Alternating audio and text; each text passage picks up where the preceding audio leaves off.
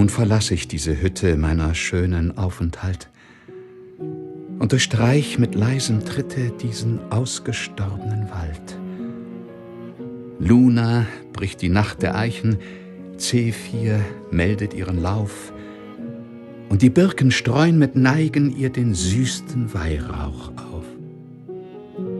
Schauer, der das Herz erfühlen, der die Seele schmelzen macht, wandelt im Gebüsch im Kühlen.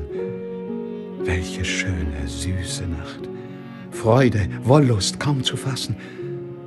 Und doch wollt ich, Himmel, dir 1000 deiner Nächte lassen. Gäb mein Mädchen eine mir.